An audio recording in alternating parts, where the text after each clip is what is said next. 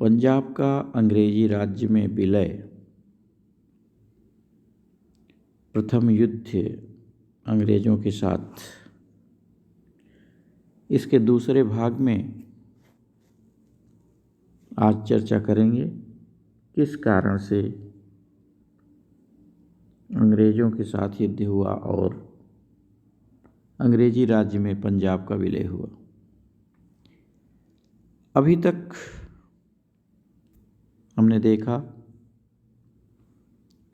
कि पंजाब की स्थिति क्या थी, कैसे पंजाब में सिख मिसलों का उदय होता है, संगठन बनता है, उनके दल बनते हैं और राखी प्रथा से वो आगे बढ़ते हैं। फिर महाराजा रणजीत सिंह के बारे में देखा, जो पंजाब को सबसे उन्नत स्थिति में ले गए। इसके बाद देखा उनके उत्तराधिकारियों के बारे में कि कैसे उनके 7 पुत्रों में होड़ लगी थी कि कौन शासक बन जाए, राजा बन जाए। सबसे पहले उनका पुत्र बना ज्येष्ठ पुत्र खड़ग सिंह, फिर पौत्र नौनिहाल सिंह, और खड़ग सिंह की अंत्येष्टि के बाद लौटते हुए नौनिहाल सिंह की भी मृत्यु हो जाती एक ही दिन पिता पुत्र की। तो खड़ग सिंह की पत्नी नौनिहाल की माता चाँद कौर को लोग संरक्षिका बना देते हैं, गर्भवती कहते हैं कि अभी है, और जो बच्चा पैदा होगा उसे बना देंगे। इस बीच अंग्रेजों से साठगांठ करके रणजीत सिंह के दूसरे पुत्र शेर सिंह महाराजा बनते हैं। शेर सिंह के बाद महाराजा रणजीत सिंह के सबसे छोटे पुत्र दलीप सिंह उत्तराधिकारी बन जाते हैं। और ये आपस में जो लड़ाइयाँ लड़े, वह लड़ाइयाँ ही ऐसी हुई कि अंग्रेजों को अवसर मिल गया कि पंजाब को अंग्रेजी राज्य में मिला लिया जाए। 1839 ईस्वी में इनकी मृत्यु होती है रणजीत सिंह की, और 10 साल बाद, ठीक 10 साल बाद पंजाब का अंग्रेजी राज्य में विलय हो जाता है। 10 साल में इनके कई उत्तराधिकारी आए, सब षड्यंत्रकारी निकले। इसके बाद अपन ने इसके बारे में देखा और आगे यह भी देखा कि आपसी संघर्ष कैसे चला इनका। इनके सरदारों का भी संघर्ष चला। सरदारों में विशेष रूप से वजीर जो थे, उनका आपसी संघर्ष चलने लगता है, आपस में संघर्ष होता है। वो भी एक दुखद स्थिति होती है। यहाँ तक कि लगभग 600 सिंघनवालिया समर्थकों को मौत के घाट उतार दिया जाता है। आपस में इतनी बड़ी लड़ाई। इसके बाद देखा कि सेना का राजनीति में हस्तक्षेप प्रारंभ हो जाता है और शेर सिंह, दलीप सिंह के समय तक जो भी महाराजा थे, मंत्री थे, सरदार थे, सब लोग सेना को अपनी तरफ मिलाने के लिए उन्हें धन की लालच देने लगे। एक तरह से कहें घूसखोर सेना बन गई, जो पैसा जिधर मिले उधर चले जाए। जब अपनी ही सेना को महाराजा अगर पैसा देगा, सेना को मिलाएगा, तो निश्चित तौर पर वो सेना उसके अधिकार में नहीं रह जाएगी। यही हुआ। जब अंग्रेज सतलज पार करने की योजना बना रहे थे तो शेर सिंह घबरा गया और सेना से बात करने लगा। सेना ने भी अपनी खालसा पंचायत बना ली और खालसा पंचायत के अनुसार निर्णय करने लगे कि सेना को कहाँ लड़ना है, कहाँ नहीं लड़ना। उसे राजा और देश से उतना मतलब नहीं रहा। अब स्वाभाविक है कि महाराजा और मंत्रियों का भी जो प्रभाव था, अस्तित्व था सेना पर, वो खत्म हो जाता है।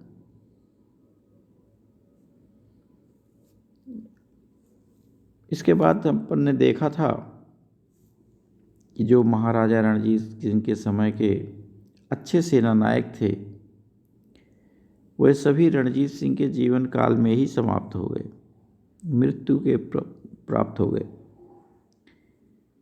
मुख सिंह, मुखम सिंह, दीवान चंद, रामदयाल, हरि सिंह नलवा, इन सब का देहांत हो गया था। तो अच्छे और ईमानदार राजा और राज्य के प्रति निष्ठावान जो सरदार थे, अब नहीं रह गए। अब आगे बात करते हैं अंग्रेजों की कूटनीति की, जो सबसे बड़ा कारण बनता है। महाराजा रणजीत सिंह के बाद अब अंग्रेज सोचने लगे कि किसी तरह से भी पंजाब को मिला लिया जाए अब अंग्रेजी राज्य में। ऑकलैंड ने सबसे पहले 1840 ईस्वी में ही सिखों से युद्ध करने की इच्छा जाहिर की थी, लेकिन उन्हें कोई मौका नहीं मिला। कैसे आक्रमण करें पंजाब के ऊपर? अंग्रेज जो कह रहे थे वो पंजाब में हो रहा था। अब उनके पास बहाना खोजना था कि किसी तरह से पंजाब के ऊपर आक्रमण करने का, औचित्य सिद्ध करने का एक बहाना मिल जाए।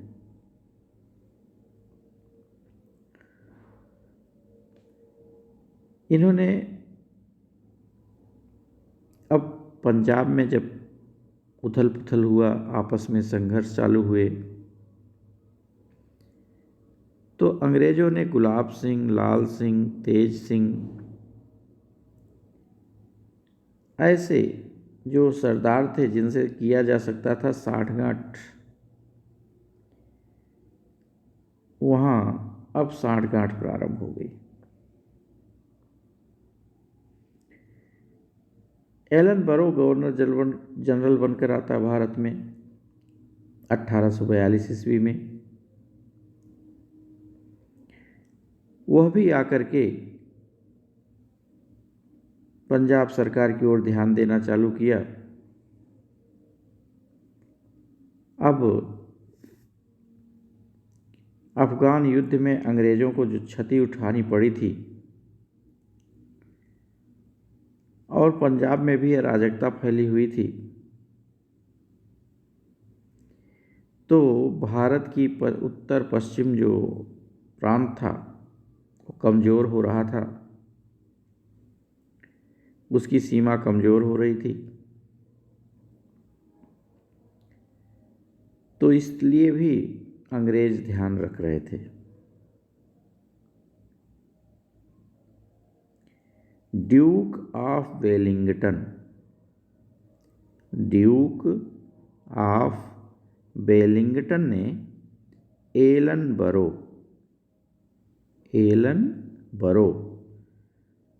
को 1842 ईस्वी में यह मशविरा दिया, सलाह दिया, सुझाव दिया कि सतलज नदी पर जो सबसे कमज़ोर स्थान है वहाँ सेना को एकत्र किया जाए, वहाँ अंग्रेजी सेना को भेज दिया जाए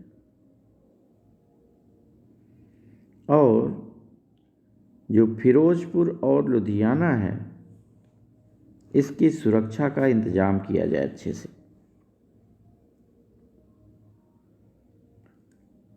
उसी के हिसाब से जो व्यवस्था बनाई गई कि सबसे कमज़ोर स्थान पर सेना तैनात की जाए, उसके तहत 15,000 सैनिकों को सरहिंद पर तैनात करने का आदेश एलनबरो ने दे दिया। अब एलनबरो सिख सेना में असंतोष फैलाने लगा और दूसरी तरफ अपने लोगों से, अपने अधिकारियों से विचार विमर्श करता रहा कि अगर पंजाब में अव्यवस्था फैली है तो इसका लाभ कैसे उठाया जाए।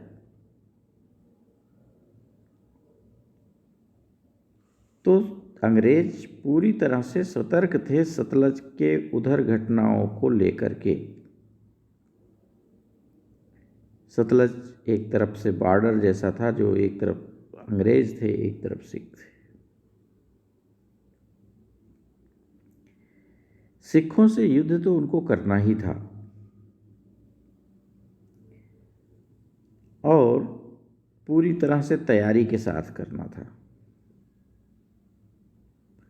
धीरे धीरे सतलज क्षेत्र में जो सेना अपनी 15,000 पहले भेजे थे, बढ़ाते बढ़ाते 40,000 से अधिक कर लिए। कहते हैं कि 94 तोपें भी लगा ली 1845 ईस्वी तक। अब उन्होंने बहाने खोजने प्रारंभ किए कि कोई बहाना मिल जाए जिससे पंजाब पर आक्रमण किया जा सके और बहाना इसलिए कि जिससे इंग्लैंड के जो लोकमत है उसे समझाया जा सके। जब ब्रिटिश सरकार ने सतलज के पूर्वी तट पर लाहौर सरकार के अधिकृत क्षेत्रों को अपने अधिकार में ले लिया, तब सिख सेना में यह उत्तेजना प्रारंभ हुई कि ये क्या हो गया। सिख सेना को भड़काने में लाल सिंह और तेज सिंह जैसे जो नेता थे और सिख तोपखाने का संचालक कैप्टन गार्डनर, ध्यान रखना, कैप्टन गार्डनर गुप्त रूप से अंग्रेजों से मिला हुआ था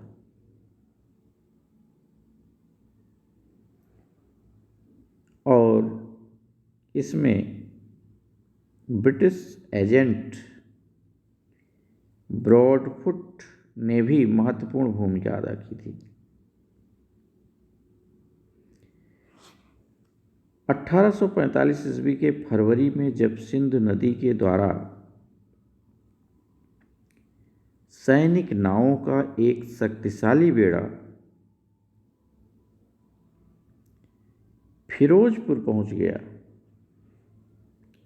तब सिख सेना का ध्यान भंग हुआ और वह अंग्रेजों से लड़ने के लिए सोचने लगी। यानी जो सिख सेना है वह अभी तक सक्रिय नहीं हुई थी। तो जो मुख्य मुख्य कारण हम कहें कि पहले युद्ध से पहले के जो मुख्य मुख्य कारण बने,